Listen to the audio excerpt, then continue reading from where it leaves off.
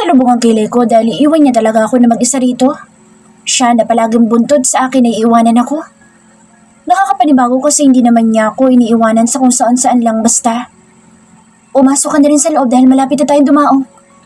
Anya at wala akong nagawa kundi ang tumangulang sa kanya. Ano pa ba ang pwede ko isagot sa kanya maliban sa pagtango? Hindi ko kasi talaga siya makuha. Akala ko okay na pero ramdam ko talaga na may nagbago. Tumalikod siya sa akin at naglakad ng palayo. Napakagat ako sa labi ko habang pinagmamasdan ng bawat paghakbang niyang palayo sa akin. Hindi ako pwedeng sumigaw. Kailangan kong ikalma ang sarili ko dahil hindi ko siya pwedeng tawagin.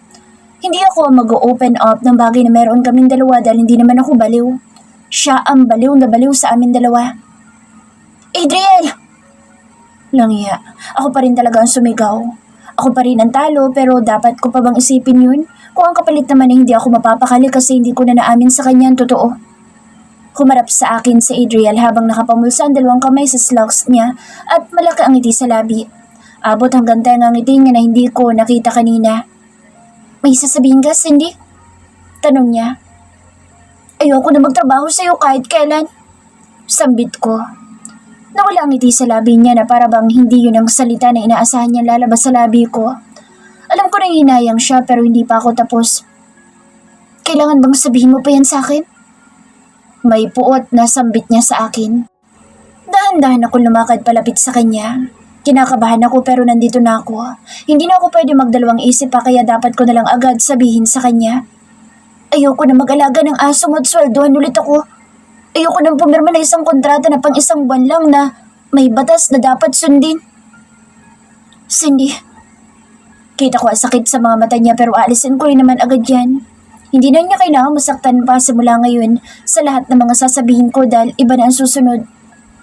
Pero gusto ko pa rin alagaan si Shorty kahit walang sweldo na natatanggap mula sa'yo. Gusto ko nasa bahay ko pa rin si Shorty at nasa loob ng kwarto ko at syempre, ikaw. Palagi akong sumasama sa mga lakad mo kahit ayoko. Kaya dapat susunod ka sa akin. Lakas loob na saad ko kahit na nanginginig ang labi ko sa kaba. Manatili ka na lang sa bahay ko, Adriel. Nawala ang sakit sa mga mata niya at muling namutawi ang ngiti sa labi niya. Huminto ako sa paglalakad at pinagmasdan siya mula sa kinatatayaan ko sa gitna ng barko. Nababalot ng kadiliman pero ang puso ko hindi. Hindi ka na single ngayon, Adriel. May girlfriend ka ng palengkera at online seller. Hindi ko na kailangan na matakot pa dahil siya na ang kasama ko. Hindi ko na rin kailangan mag-alinlangan pa dahil siya ang lalaki na dapat pagkatiwalaan. Pero huwag ka nga lang aasa na katulad ako ng ibang babae dyan na sobrang malambing. Saad ko pa. Pero isang malakas na tao ang binigay niya sa akin at naglakad siya palapit sa akin. Hinila ako papunta sa kanya at niyakap niya ako ng mahigpit. Napapikit na lamang ako at dinama ang mainit niyang yakap sa malamig na simoy ng hangin. Cindy, yan lang naman ang iniintay ko na sabihin mo sa akin. Napakamot ako sa ulo ko nang maalimpungata na naman ako. Hindi ko alam kung pang ilang beses na ito. Grabe na ha. Adriel naman, natutulog ako halik ka ng halik. Iritadong sambit ko sa kanya. Simula nang maging kami na nga, mas lalo pa siyang lumala sa pagiging baliw niya. Kahit sa pagtulog namin sa kwarto ko, baliw na baliw pa rin siya. Palagi na lang ako nagigising sa madaling araw dahil sa pagyakap niya sa akin at paghalik-halik. Baby girl, let me hug you tight. Tight? Ito na naman siya sa tight niya.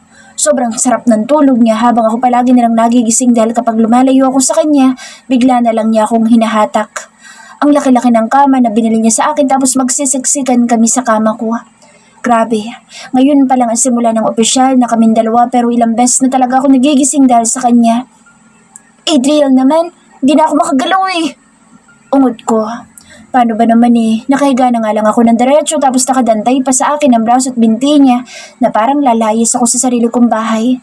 Hindi naman ako lalabas ng bahay na ito. Matulog pa tayo. Inaantok na saad niya sa akin. Sana nga ganun lang, makabalik sa pagkakatulog pero nawala ng antok ko dahil sa kanya. Paanong hindi mawawala kung parating marami siyang sinasabi pero hindi ko pa rin kasalanan dahil siya ang malikot. Hinawakan ko ang kamay niya na nakadantay sa katawan ko at inalis ko ito. Sunod ko naman na inalis ay ang binti niya. Hindi ko magawang kampihan ng antok ngayon kahit gustong gusto ko pang matulog. Dahil nawala na talaga siya. Ang dami kasing say ni Adriel. Saan ang punta mo? Tanong niya sa akin. Naupo ko sa kama at itinaas ang strap ng dress ko na nalaglag na. Napahilamos ako sa mukha ko. Sa veranda lang. Matulog ka na. Saad ko at naglakad papunta sa veranda. Binuksan ko ang sliding door papunta sa veranda. At sinara ko rin agad ito. Tinulak ko ang upuan na may maliit na lamesa at naupo roon. Totoo ba ito? Tanong ko sa sarili ko. Sobrang bilis ng pangyayari. Hindi ko alam na kami na nga talaga ngayon. Boyfriend ko na isang pulis na kinagagalitan ko noon. Ayaw na ayaw ko sa kanila pero sa kanya pa rin pala ang bagsak ko. Anong nangyari kanina ay tandang-tanda ko pa talaga at hindi ko mawaglit sa utak ko. Cindy, yan lang naman ang inaantay ko na sabihin mo sa akin. Katagang ikinagulat ko mula sa kanya habang ramdam na ramdam kong init ng yakap niya sa gitna ng karagatan na napakalamig ng simoy ng hangin. Ano? Gulat na tanong ko sa kanya. Kanina pa ako todo pagpipigil na sabihin sa kanya ang gusto ko sabihin. Tapos ngayong nasabi ko na sa kanya, bigla akong maririnig sa kanya na hinihintay lang pala talaga niya ako na sabihin ko sa kanya ang salitang iyon. Alam mo na, Adriel? Gulat na tanong ko sa kanya. Pinakawalan niya ako mula sa bisig niya, tinawakan na magkabilang bewang ko at dinikit ako sa kanya. Kilala ko ang babaeng nagugustuhan ko, Cindy. Kilala kita. Kaya simula pa lang, kinutuban na ako sa may kinikilos mo. Alam ko rin na nahihirapan ka ng sabihin pero hindi ko pa rin binuksan ang usapan. Tungkol doon, kasi gusto ko na sa'yo mismo manggaling at umayo naman sa akin ang plano ko. Sa'yo nga mismo nanggaling. Masayang saad niya sa akin. Pinaningkitan ko siya ng mga mata ko. Alalang-alala pa naman ako sa kanya kasi nasaktan ko na naman siya tapos yun pala, may alam na siya. May kutob na siya. Iba talaga ang lalaking ito. So, arte lang pala yung kunwaring nasaktan ka ha? Inis na tanong ko sa kanya. Umiling siya sa akin na dahilan kung bakit biglang nawala ang pagsasalubong ng kilay ko. Hindi nga ako nagkamali sa nakita ko sakit sa mga mata niya kanina. Hindi rin siya yung basta arte at naniniwala naman ako sa kanya. Nasaktan talaga ako, Cindy. Sabi ko naman sa'yo, handa akong tanggapin lahat ng sakit basta galing sa'yo. Anya pa, ano bang nagawa kong katangahan? Sumobra kaya ako sa kanina? Nakonsensya na naman tuloy ako dahil wala siyang ibang ginawa sa akin kundi ang ibigay ang lahat ng karangyaan sa buhay. Palagi niya rin akong inaalala habang ako, hindi ko man lang siya maalala kapag siya naman ang nasasaktan. Pasensya na, Adriel. No need to say sorry, Cindy.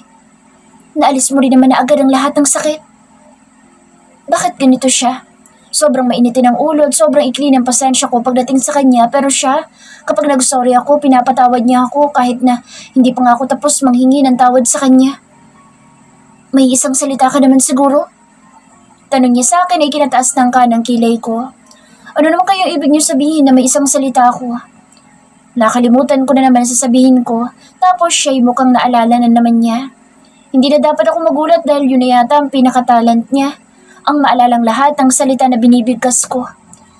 Ang sabi mo tayo na, nag-offer na akong palengker at online seller. Tumaas ang sulok ng labi niya. Napakagat ako sa labi ko sa hiya.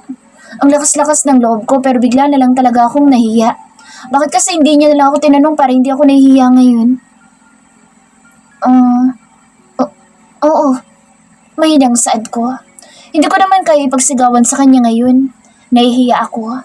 Ito ang una at hindi ako sanay dahil palaging ako ang inaaminan ng mga lalaki.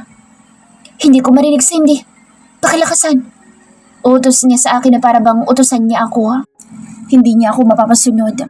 Yes, hindi. Kahit na anong gawin niya, hindi ko na uulitin ang tapos ko nang sabihin sa kanya. Ayos na yun dahil sigurado naman ako na narinig na niya. Huwag siyang ewan. Di ba may ayusin ka pa? Umasok ka na sa loob. Utos ko sa kanya. Wala akong gagawin at hindi naman kita iiwan dito. Hindi ko iiwan ang girlfriend ko. Masayang saad niya. Pinigilan ko ang ngiti sa labi ko nang tawagin niya akong girlfriend niya. Langya. Nainis ako sa cringe na tao pero ngayon, marunong na ako maging cringe. Kanina nga, gusto mong umalis, diba? Iwan mo ako. Saad ko pa. Gulat na gulat pa nga ako kanina dahil bigla-bigla na lang siya nagpaalam sa akin. Hindi ko expected na iiwan niya ako. Hindi yun totoo. Kasama sa plano ko yun para mapaamin ka. Natatawang saad niya. Napabuga ako ng hangin dahil nautakan ako ng mamang pulis na iyon pero Wala naman akong pinagsisisihan na kahit na ano. Masaya ako na nakaamin na ako sa kanya at makakatulog na ako na maayos. May iba ako, Cindy. Sabihin mo nga ulit na sinasagot mo na ako. Ang hina kanina eh. Nakangising saad niya sa akin. Inaasar na naman niya ako. Akala yata niya mautakan niya ako. Hindi na. Tama na 1 beses sa isang araw. Malapit ang dumaong ang barko. Ayusin ko muna mga gamit ko, titingnan ko si Shorty. Nakangiting sambit ko. Inalis ko ang kamay niya sa bewang ko, taalis pa lang, ay hinapit niya na ulit ang bewang ko gamit ang isang kamay niya lang. Adriel naman, pabalik na ako sa loob kasi malamig na. Pagdadahilan ko kahit na hindi ko naman talaga madama ang lamig. Mas nangingibabaw pa rin ang init ng katawan niya na nakayakap sa akin. Ang bisig niya na nasa bewang ko na sa sobrang liit, kaya ako sa isang braso niya lang. Pakakawalan kita kung sasabihin mo ulit. Nakangiting saad niya. Napairap ako sa kanya dahil wala nga yata akong laban sa kanya. Masasabi at masasabi ko pa rin talaga. Boyfriend na kita. Chief Adriel Gomez. Napadila siya sa labi niya at bigla na lang akong hinalikan ng labi niyang ito. Wala naman ako ibang magawa kundi asuklian ito dahil hindi ko rin naman kayang pigilan ang sarili ko. Nasabi ko na nga sa kanya ang totoo eh. Cindy.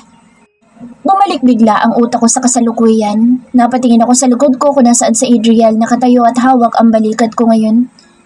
Sabi ko matulog ka na lang dun eh. Saad ko tumingin sa harapan ng veranda ng kwarto ko. Sinimulan niyang hilutin ang balikat ko at napaunat ako sa leeg ko sa galing niyang maghilot sa balikat ko. Hindi ako makatulog nung wala ka. Anya, hindi na pala siya pwedeng bumalik sa penthouse niya kung saan mag-isa lang siya at tanging si Shorty lang ang kasama niya. 1 buwan pa lang pero hindi na agad niya kayang matulog mag-isa. Nahirapan siya nang wala ako sa tabi niya. Masyado kasi siyang hulog na hulog sa akin eh. Paano ka na lang yan kung mamamatay na lang akong bigla bukas? Hindi mo kaya makatulog nang wala ako? Eh di matutulog kang kasama ko sa kabaong. Tanong niya sa akin. Oo naman.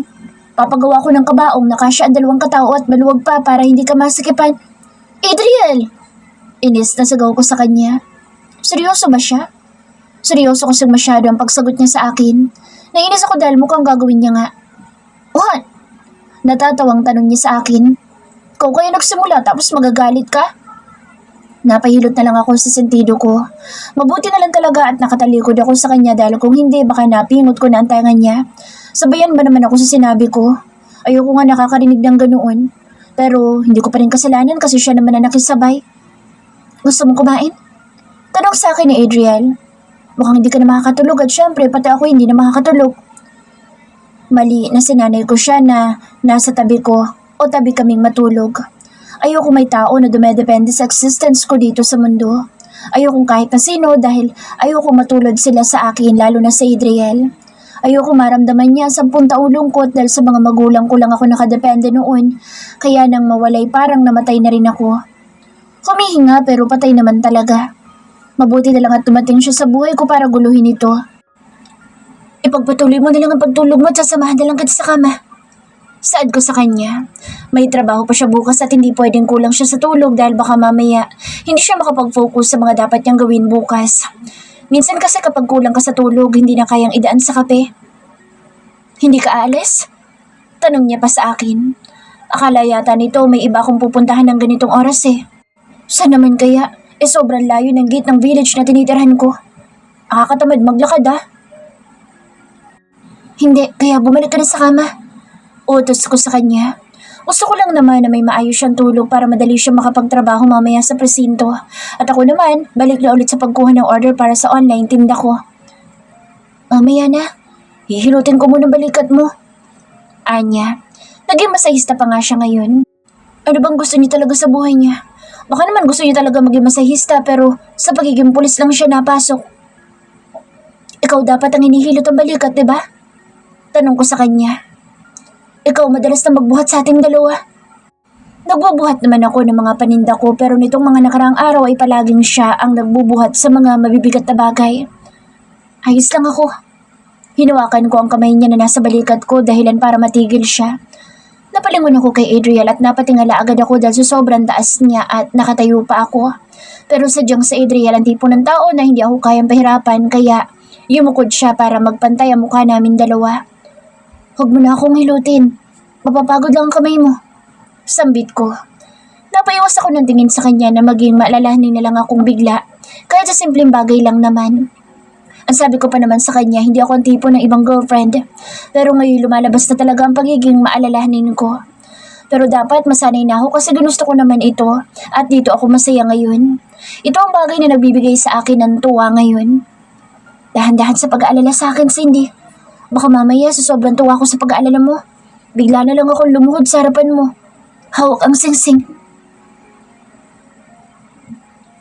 Sukli mo, Cindy. Inabot sa akin ng tindera ang sukli ko. Pinasok ko sa loob ng bag ko ang mga plastic na pinamili ko. Balik na naman ako sa pagiging online seller ko. Unang araw ko na naman sa pagbili ng mga order at sobrang dami ngayon. Masyado ako na-miss ng mga buyer ko. Ang init talaga. Inis na saad ko habang nakikipagsiksikan sa gitna ng Divisoria.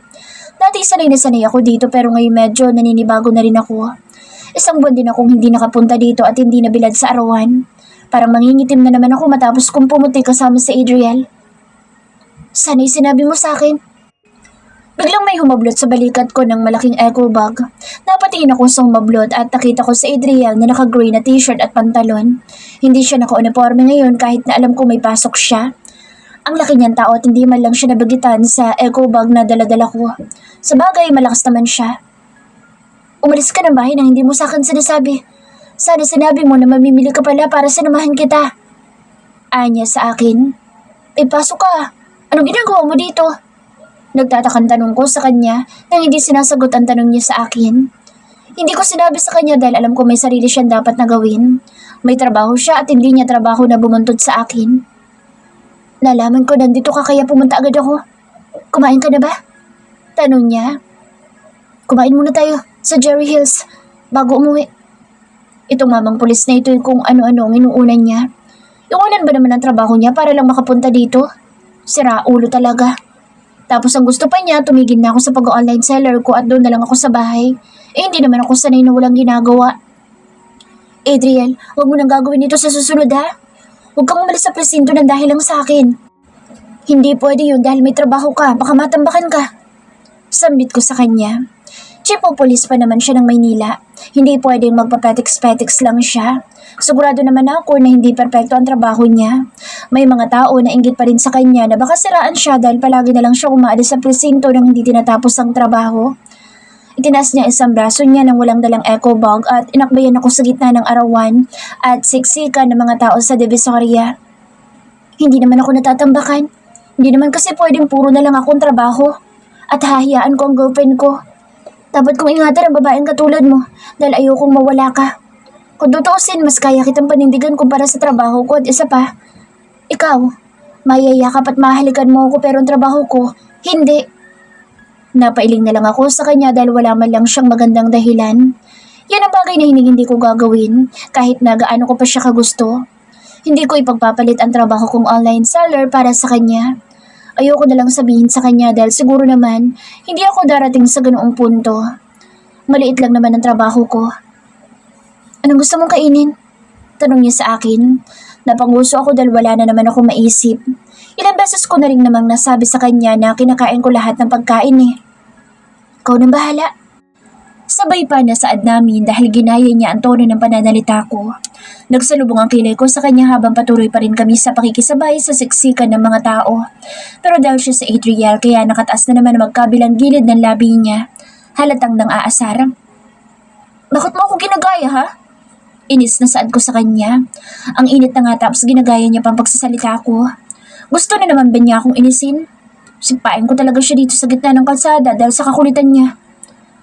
Alam ko na kasi na yun ang sasabihin mo at tama nga ako. Natatawang saad niya sa akin. Napairap na lang ako sa kanya at napatingin na sa harapan namin. Nawala na kami sa siksikan ng tao at medyo maluwag na. Mabuti naman kasi ang init talaga. Mabuti na lang sa Jerry Hill kami kakain. May aircon kaya mababawasan ang init ng katawan ko. Ikaw magbabayad ng kakainin natin ha? Paalala ko sa kanya. Siya naman ang nagyaya at mahal sa restaurant na iyon. Kung sakali man na ako magbabayad baka kulang pa ang kinita kong pera sa pag-online seller. Kahit 2 tao lang kami, mahal pa rin dahil ginto talaga doon.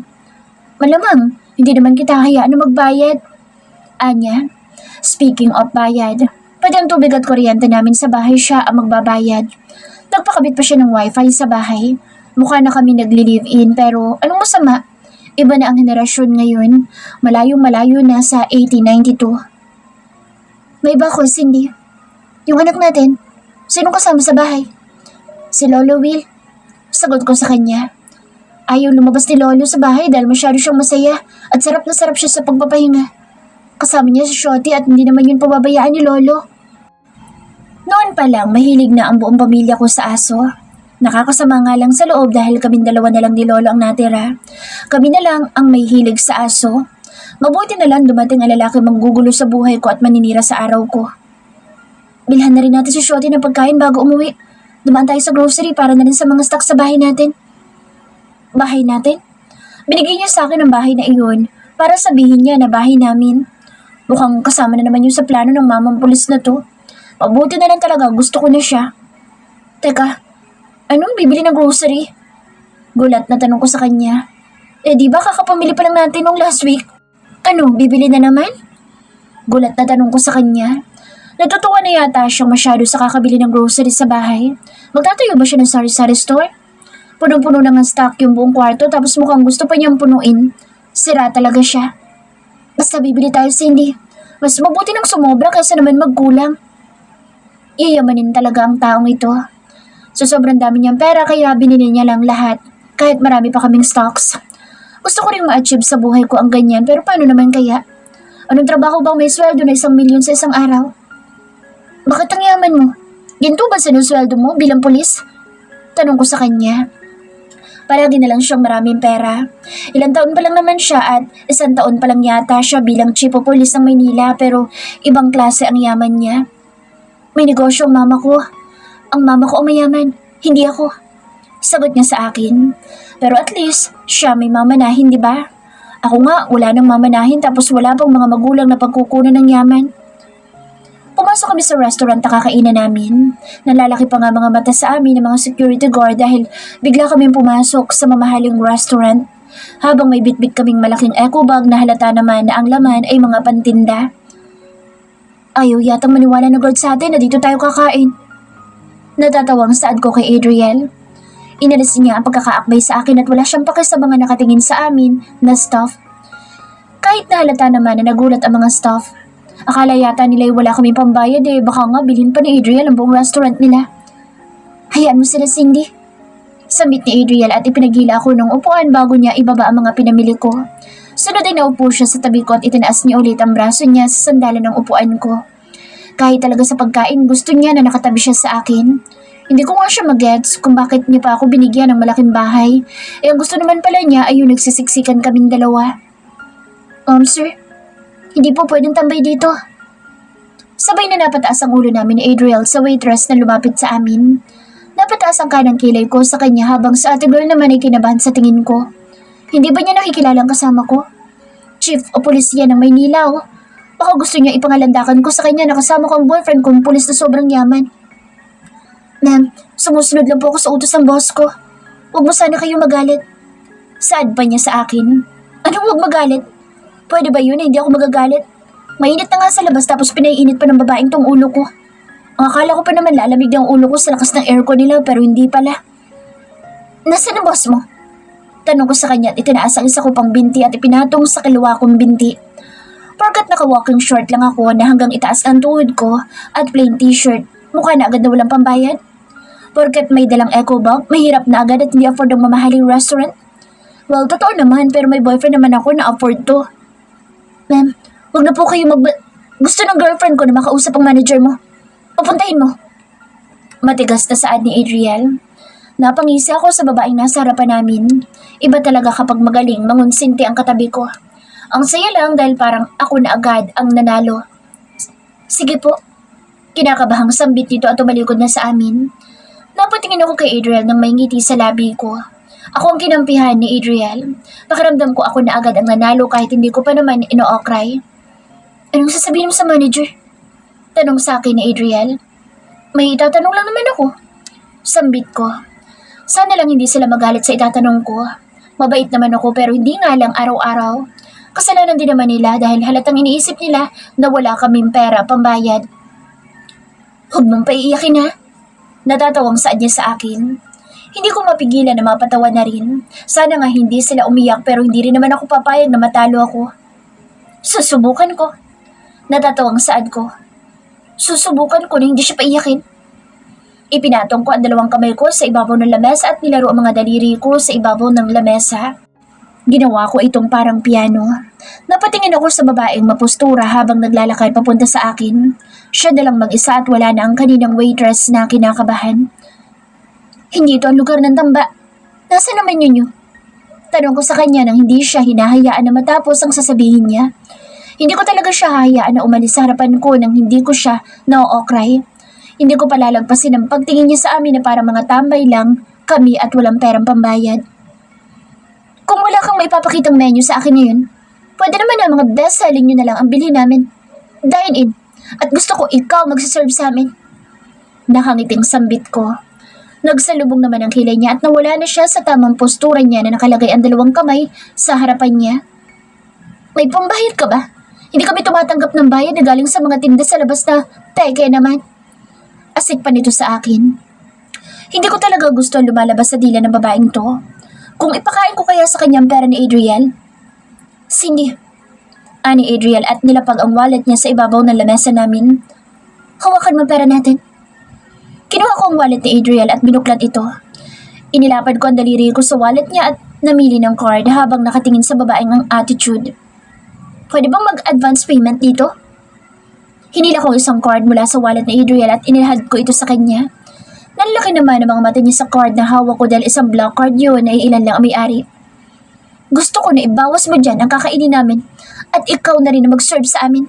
Pagkatapos, gusto kong makita na ikaw din na nagliligpit ng lamesa na ito dahil hindi ka naman mukhang manager.